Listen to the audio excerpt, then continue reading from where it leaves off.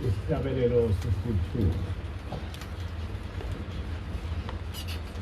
Izono zami zandile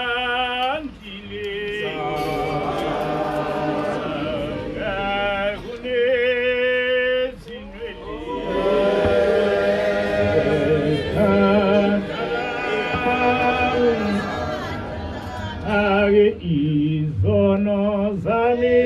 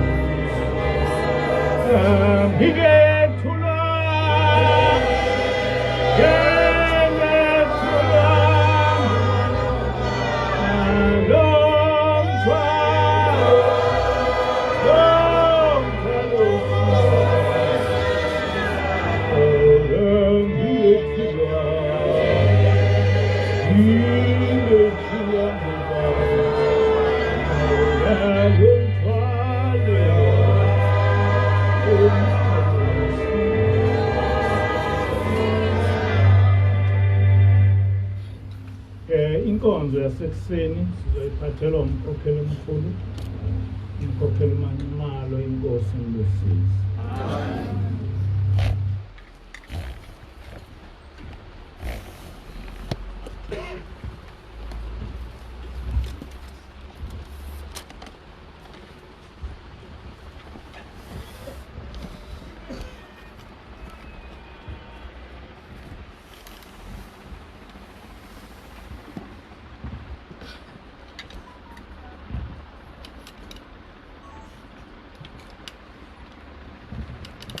Ngiyabingelela kangcwele.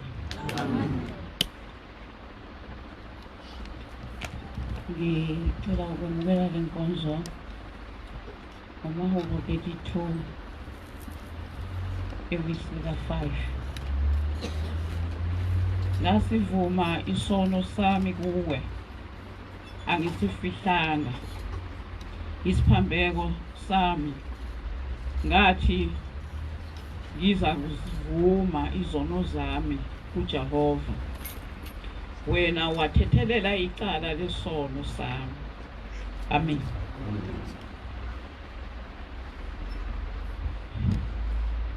isihloko sithi isisindo sezono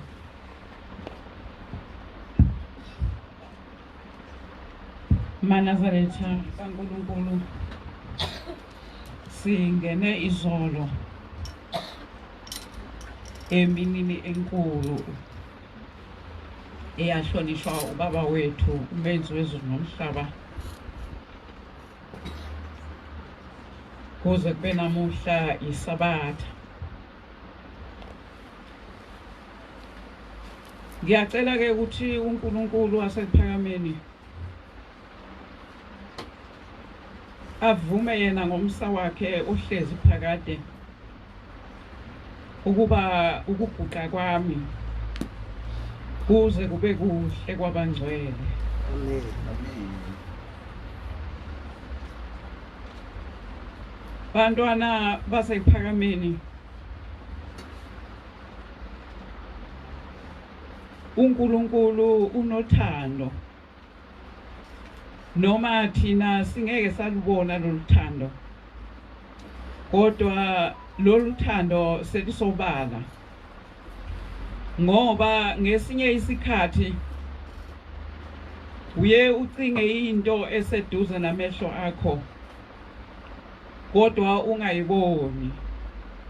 kodwa uNkulunkulu ngothando analo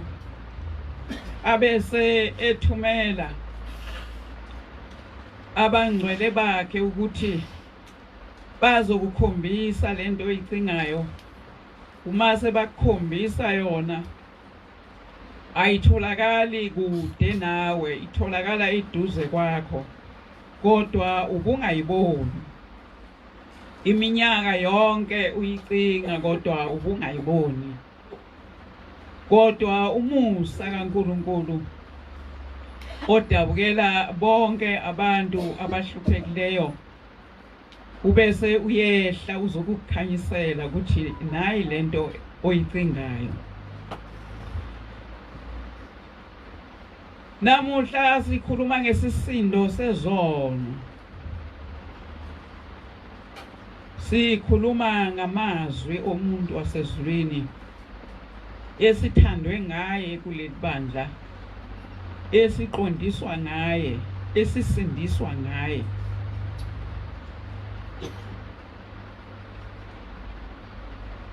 akekho umuntu ongenaso isisindo sezono zakhe nezabazali bakhe ngelinye ilanga ngabuza ukuthi kwenziwa yini ukuthi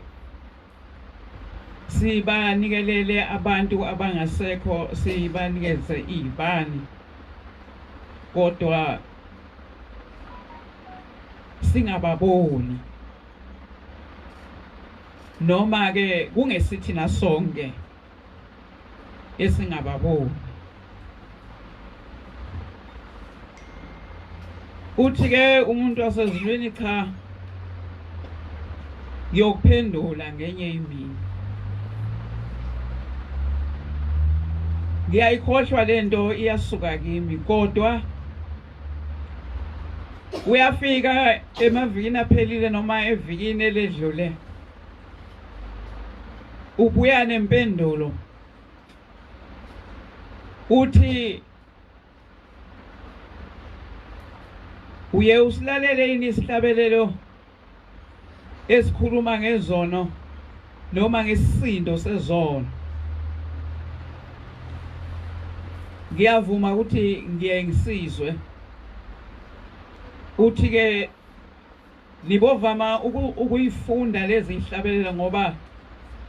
ziyiBhayibheli zixoxela nina into eyokwenzeka kimi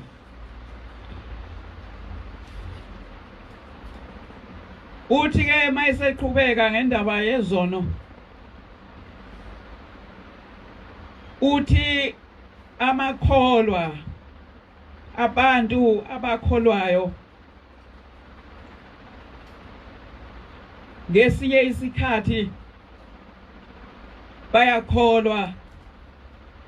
bangene emanzini babhabhadiswe bambone uNkulunkulu bahamba hambe ngomthetho wakhe bahamba hambe naye uthi kodwa uzathi umbona lo muntu useyaqala lo muntu manje uyahlehla ikholweni konke lokhu abekukhuluma ubuhle bukaNkulunkulu ayebonile kuyafiphala enhlizweni yakhe nasemehlweni akhe izinyawo zakhe aziselula ukuza ekukhonzeni uNkulunkulu nasemzini wakhe uma umlandela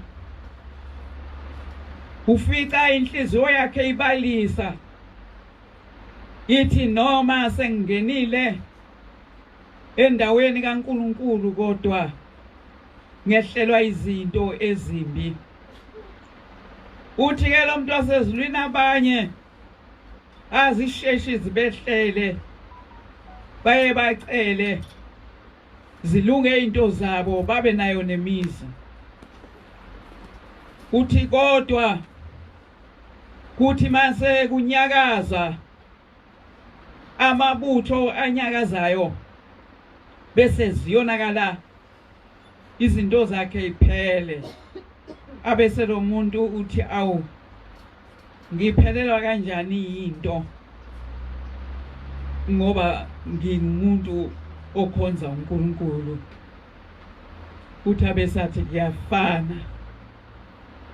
kuyafanana noma uNkulunkulu ungamkhonza kanjani kodwa uma se kuza into embi iyawufika kuwe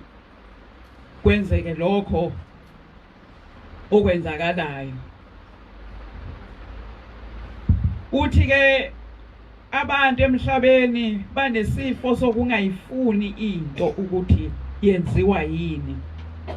ngaso sonke isikhathi abantu bajahela ukusola uNkulunkulu ngento eyenzeka kubo kodwa bangazange bake bayihlole lento ukuthi yenziwa yini futhi bengakaze babuze ukuthi inkosi ngabe kwenziwa yini ukuthi kube njena ngoba khamba phambi kwakhe uthi ke naseBhayibhelini abantu bayafundelwa indaba kaHezekiya ukuthi uHezekiya kwathi uma kufika isithunywa sizomtshela ukuthi uzawukufa akakhulumanga lutho noyisemkhulu wabuza kuNkulunkulu wathi hawu Nkosi awusakhumbuli ukuthi ngihambile emthethweni wakho ngikwenzile okuhle phambi kobuso bakho uNkulunkulu wacinga wakuthola wase uyasihoxisa isinqumo sakhe uthi ke thina sizulwana samanje asakwazi ukubuza lokho ngoba vele sisuke sazi ukuthi senzeni uNkulunkulu uthi ke ngithi angitsheleke ukuthi into eyenza ukuthi umuntu athi asekholweni ahlaselwe ngamabutho asele emuva ukubhabhadiswa wedwa uthi ukungena emanzini ubhabhadiswa bese kusala abanye abantu ngaphandle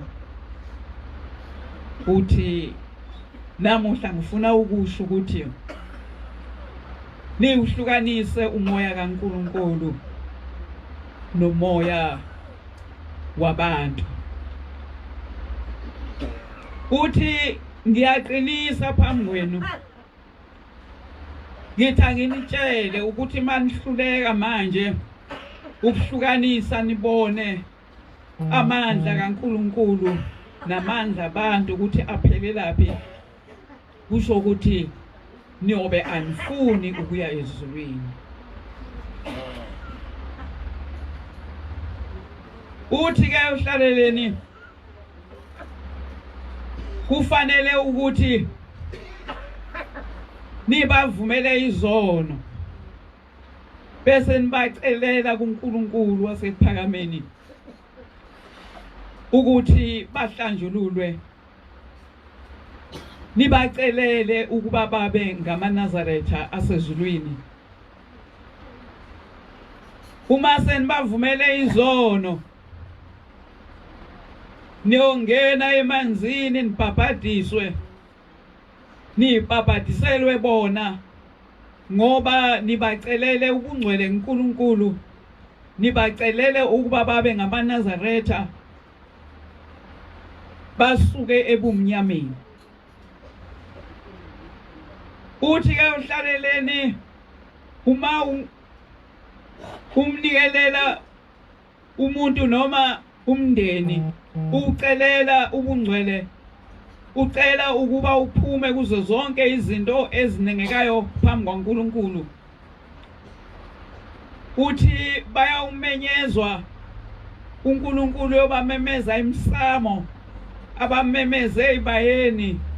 abamemeze emathuneni, bayovuka babese bayahamba bayolinda lapho ekulinde khona abathethelelweyo, bahlale khona. Nalabo abamemeza emathuneni bayothi bamemeza kungasabeli muntu, noma sebamemeza imsamo, sebamemeza ebayeni, akunakusabela muntu ngoba uJehova uyobe bathathile abantu bakhe ebabekile ebungcweleni lobo ushembe akhuluma ngabo. Uthi ke ingozi yokubhabhadiswa wedwa, uthi umndeni okhalayo, lo mndeni osekhona osaphila, yiwona oyingozi kakhulu ukuba wonakalelwe izinto wena muntu kaNkulunkulu. Uthi ke njengoba behleli ebayeni nasemsamo nasemathuneni, ngifisa ukuba nginihlukanisele namuhla niwazi umoya kaJehova ukuthi awunjengalutho, awunawufana nomoya womuntu owaphila kulomhlaba, owazalwa ngowesifazane. Uthi uNkulunkulu muhle ngezikhathi zonke. Uma abantu bakini nibacelela ukuba bathethelelwe, nibacelela ukuba babe ngamaNazaretha kaNkulunkulu, bagezeke, uthi nisuke nibanikeze ifa laphakade. Uthi uma umuntu engalona iNazaretha, ngoba umuntu ongcwele ubizwa ngomNazaretha, uthi umoya kaNkulunkulu ngeke usebenzise, ngeke uNkulunkulu umsebenzise enkohlakalweni yakho, ngeke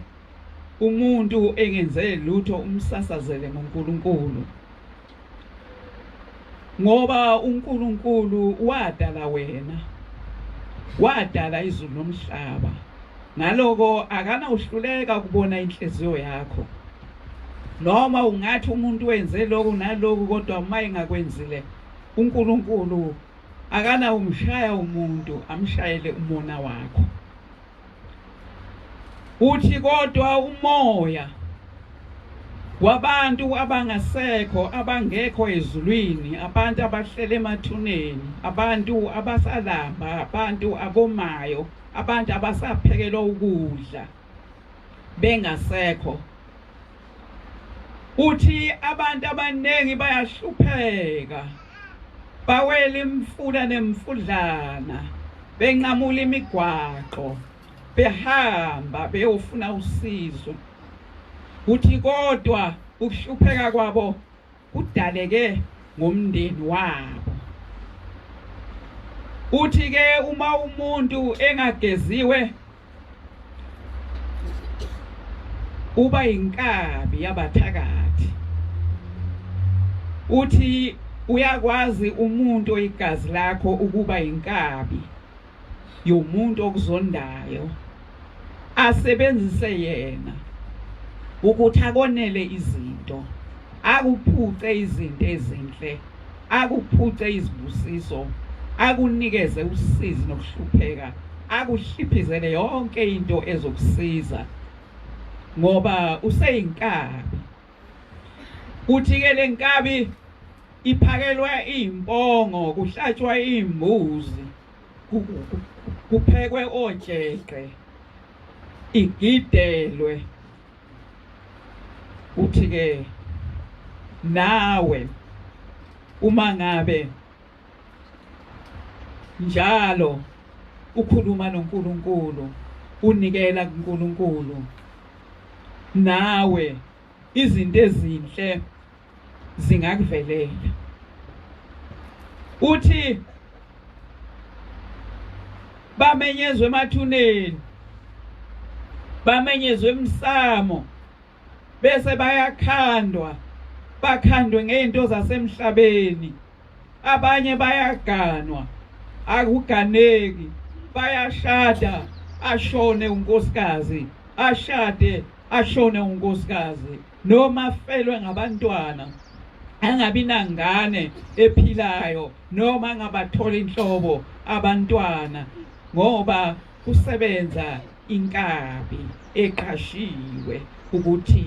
iqaphe okuzayo okuhle ibese ikuchitha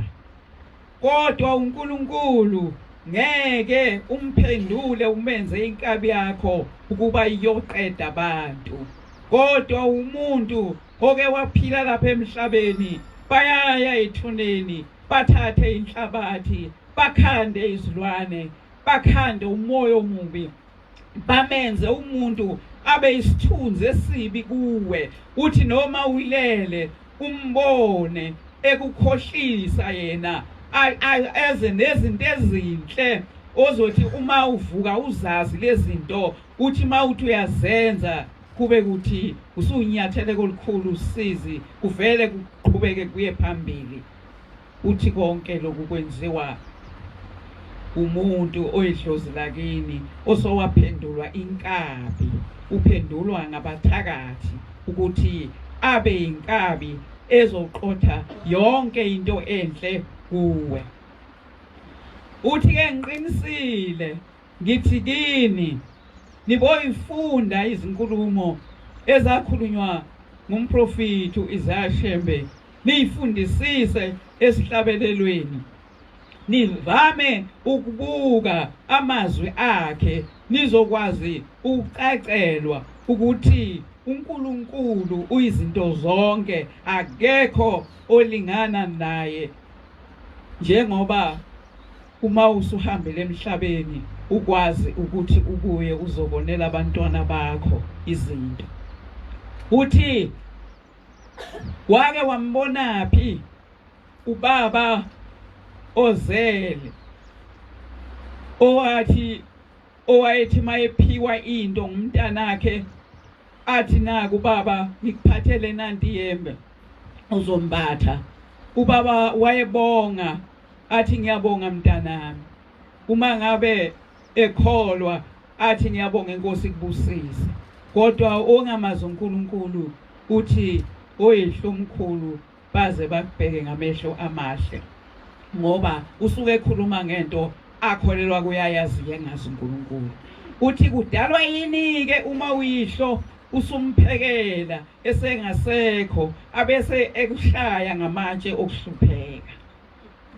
uthi aniboni ngani ukuthi loyo yihlo akasesiye lo yayisho kodwa useyinkabi yomunye wasemndenini owamusa phansi waphinda wawulanda umoya wakhe wazogcina endaweni ethile wawuhlomisa ukuthi lo muntu umoya wakhe ube isitha kubantu abakhe nasenzalweni yakhe ube isitha nasezizukulwaneni zakhe ngoba uyazi ukuthi wonke umuntu uma ngabe ekhala uyaye acabange uyisemkhulu acabange uyise mangabe uyisangasekho ukuthi hawu kanti impela ubaba yena wahamba wabhekapi ngase kuhlupheka kangaka ubaba wasikhulisa yena akazange ahlupheke sakhula safunda kwakudliwa la ekhaya kwenziwa yonke into kodwa namhlanje nasesiphila impilo esingakaze siyiphile siyasebenza kodwa asiboni ukuthi sisebenzelani siyaganwa akuganeki kuyaganeka asibathola abantwana siyabathola abantwana bayafa abantwana siyabathola abantwana baphuza utshwala siyabathola abantwana baba izigebengu babambe inkunzi abanye bayadutshulwa abanye baye ejele kwenziwa yini kanti ubaba waphuma wabhekaphi uma ngihlupheka kanjena nemali ngiyayithola ikube imali enkulu kodwa ngaze ngaba nayo into enkulu ekhombisa ukuthi mina ngeke ngayithola imali njalo makufika imali ifika nokuhlupheka kubonakale sekwenzeka into ekudingeka ukuthi le mali ingabi isayibhekana nempilo yami kodwa ibhekane nalesi sehlo noma kuvela isifo noma kuphuka imoto noma kwenzakalani ukuthi ihlakazeke le mali wena ugcine ungabana lutho usebenzele ikweletu wena nabantu abakho nezizukulwane zakho noma ungasebenza ungadingi umsebenzi uyosebenza uhole kodwa lona osewenziwe inkabi uyawufika ayithathe imali ayithathe kuwe ayoyinikeza lona omenze inkabi ubone umuntu ongasebenzi phakathi emndenini kodwa umthole efuyile eneyinkomo enayo yonke into kodwa wena usebenzayo utholakale uhlupheke usebenza uthi ke namuhla kufanele nikwazi lokho ukuthi nina celani kushembe wasezulwini ukuthi laba bantu bamenyezwe bonke ethulini lomhlaba baphume emathuneni basuke emsamo nasebayeni bayohlala kuNkulunkulu ngoba uma behleli lapha abadizelwa khona bagwazelwa ngotshwala nangeyinqama begidelwa kodwa uma bekuNkulunkulu ngeke kube khona umuntu oyoba inkabi ngoba uNkulunkulu ezulwini lakhe akwenziwa okubi akungeni okungcolileyo khona bayoba izingilozi zikaThixo yothi noma ubabona uma ubabonile ngezibonakaliso zikaNkulunkulu uthi ma ubabona ubabone bebahle begqoke ezimhlophe bekhuluma indaba yasezulwini bakuqondise nasekukholweni kwakho bakutshele ukuthi ungasuki kuNkulunkulu ngoba bona sebamele indaba enhle emzini wabo nabo sebamele ukuthi nabo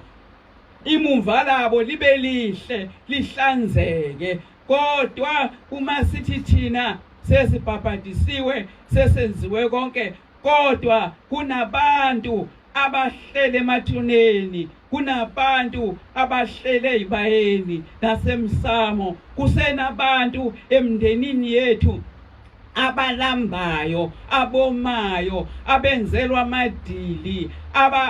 abakhonzwayo yohamba kuhambe into zethu zitsheke zingatshekiswa ukuthi senza kabi uNkulunkulu kodwa ukhona ovivisa lamabutho ngoba uwaphethe futhi uyawaphekela uyothatha bemunye athi mayesemthathile athi uzongisiza ungiyele kulomfana kamfowethu ufike umchithele yonke into athi noma ngabe athi wenzani kungalungi konke okuhle ukulethe kimi nakubantu abami uma ngabe ekumemeza ngaleli gama usabele kodwa umlethele lokho ngalawo mazwi uthi ke uhlaleleni balekelani kuJehova ningabaleki nodwa kodwa nibaleke nawo lo mndeni okuyiwona abanilanda ngawo ekukholweni ekuyiwona abaniqedela ukukholwa ngawo laba abenza amadili base bawenzela abantu abake baphila abantu abacela intethelelo endaweni abakuyo uthi ke nina ngoba seniyayazi indaba kaNkuluNkulu kubalekeleni ukuthi emakhaya enisuka kuwo kube khona abantu abagiyelwe ibayeni kukhona abantu abenzelwa utshwala kukhona abantu abahlatshelwayo uthi yenzani ukuthi nina ngoba ningabantwana bakaNkuluNkulu khulumani noNkuluNkulu owanbizayo ngezwi lomprofiti owanithanda wathumela uShembe ukuthi azonifundisa indlela yokungena ezulwini uthi khulumani lilani uNkulunkulu nicele ukuthi laba bantu esebahambile abasuke emsamo abasuke ebayeni abasuke emathuneni bahambe baye lapho abazakwenza khona okukaNkulunkulu abangazukwazi ukumenyezwa ngumuntu abenze inkabi ngoba umuntu mayesethathe uyihlo okuzalayo wamenza inkabi yakhe akukho lapho ungalashwa khona uNkulunkulu yedwa ongakulapha kulokho kodwa emhlabeni akekho umuntu ongakulapha ma umuntu esethathe uyihlo wamenza inkabi yakhe emthuma ukuthi akazoba isilwane phakathi kwabantwana bakhe abaphuce konke okuhle abahliphizele yonke into elungayo abadalele izifo ezingapheli abadalele izikweledu ezingapheli abenze bangamukeleki nasemphakathini abenze baloyeke ngisho umthakathi ofundayo afunde ngabo ngoba bona banikelwa ebubini banikelwa ngoyise osuke bazala bese kungazathi bona bangabantwana bangahloniphi kanti lapha yana uma usufika eqinisweni uyothola ukuthi akusiko ukungahloniphi kodwa labantwana bashaywa ngoyise noma bashaywa ngoyise emkhulu ukuthi akabaqoqele emajele ukuthi akabaqoqele ebugebengini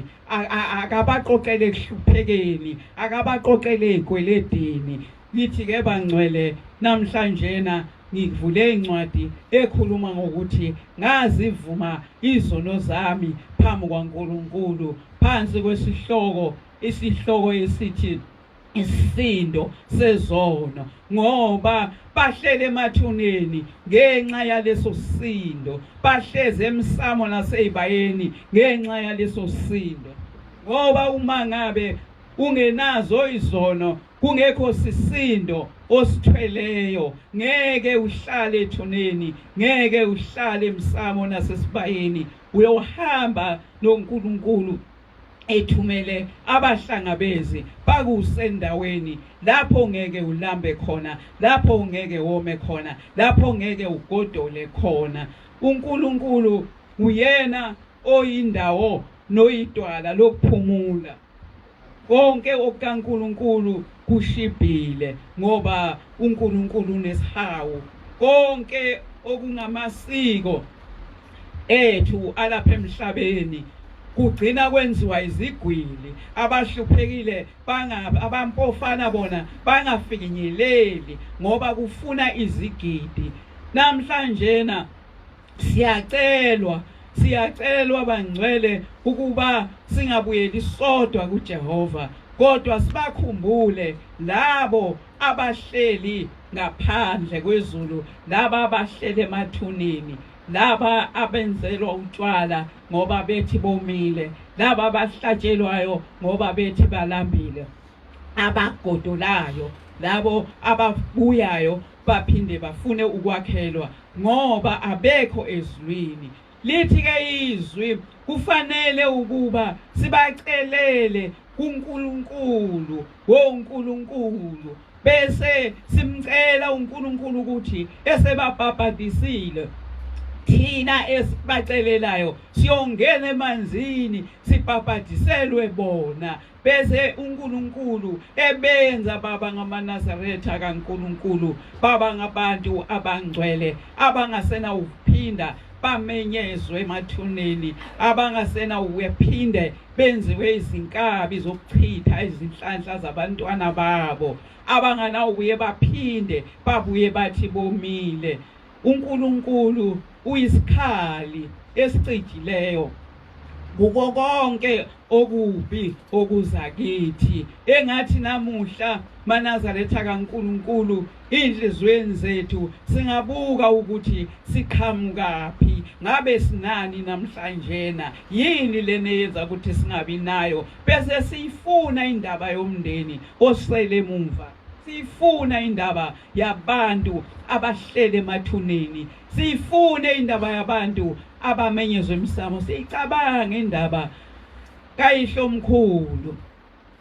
uyicabange indaba kayihlo esephendulwe ngomunye womndeni wamenza inkabi ukuze indlu yaloyo ibe yindlu engekho ephelayo, kodwa yena omphendulile wamenza inkabi kakhe kube kuhle. Kumangaleke ukuthi makuyisono sendlu yonke sigudlelana umngcele, singahlaseli yonke indawo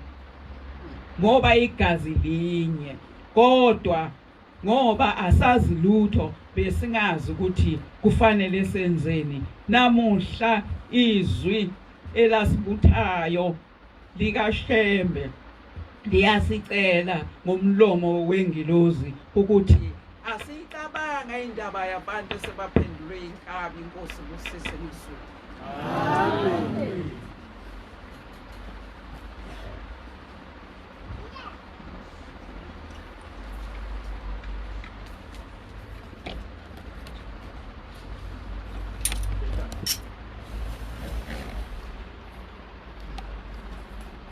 Siyawabonga amazwi omkhokheli. Inkosi ngosisi. Amen. Le ndaba ngithena angazi noma kuyezwakala.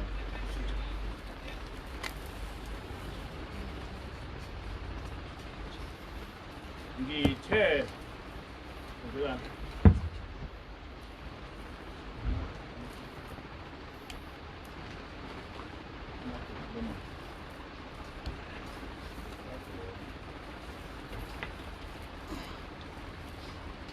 ngithena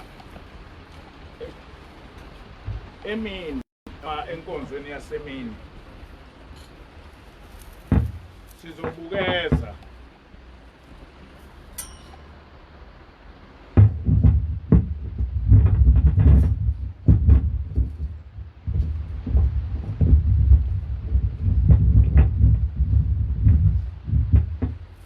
ngithe enkonzweni yasemini ngizobukeza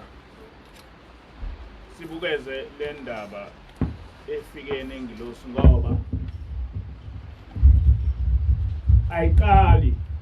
angithi iyaqala ukuba ikhulunywe ngalendlela ekhulunywa ngayo. Ngafunda eBhayibhelini la kukhuluma khona uPaul ethi uma kungekho ukuvuka kwabafileyo pho sipaphathiselwa abafileyo. Ngiyazi ukuthi uShembe noma kungagcizelelwanga kakhulu, kodwa kukhona ukubhabhadiselwa abafileyo kuleli bandla. Kodwa base beyakushintsha hayi lokho sekwenziwa manje nakuphathatiswe izangoma kuthiwa izangoma ifakwe emanzini bese umuntu eba isangoma ebandleni kodwa kukhona ukubhabhadiswa kwabafileyo ngizokuchaza emini ukuthi kanjani ngoba ngiyakwazi futhi ngiyabazi abantu ababhajatiswa bebhajatiselwa abafileyo bebhajatiswa ubaba ilanga ngapha kithi eMashiyanduku kwakukhona inkosi umvuzemvuze inkosi umvuzemvuze waba iNazaretha ulapha nedlangezo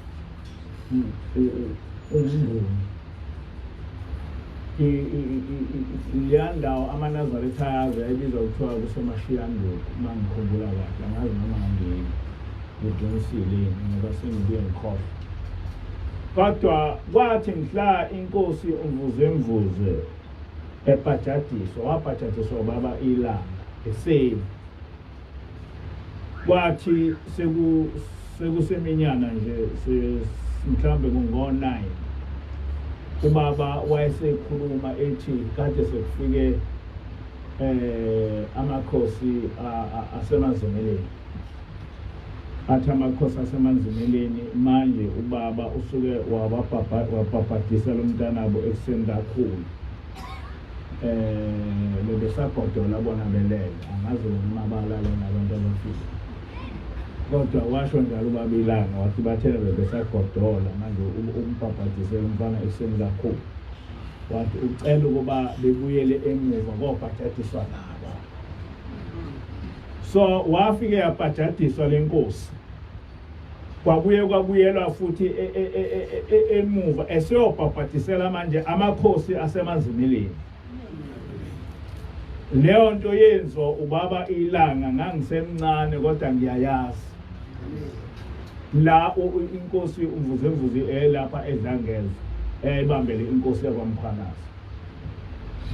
kodwa akaze kube into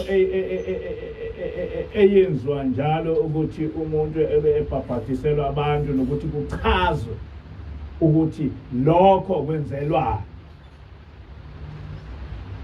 abantu bayabethi hayi ngobhabhadisela umuntu wakithi ngobhabhadisela umuntu wakithi kodwa bengazi ukuthi kwenzelwani lokho lapha ngizoyichaza kahle lento emini ukuthi kukhona umehluko phakathi kokunikelela abantu bakini nokubhabhadisela abantu bakini yabo uma unikelela abantu bakini ngalendlela lena echazwa unkosazana ubanikelela ukuba bengene ezulwini kodwa uma kulento ekhululwayo you specifically ubanikelela uba futhi wena uyobhabhadiswa ngenhloso ukuthi abathakathi bakini noma bangayi babakini bengabe sakwazi ukuthi mabe babiza besabele ngani na ngoba sebekholile ngani na ngoba sebemukele umoya oyingcwele and umoya oyingcwele awukwazi ukuthi usebenzise ebulaleni abantu awukwazi so unkosazana ukhuluma leyo nto ukuthi umoya oyingcwele angeke usebenzise ebulaleni umuntu kodwa umoya womuntu ofile uyakwazi ukuthi umoya kababa wakho ubuye uzobulala wena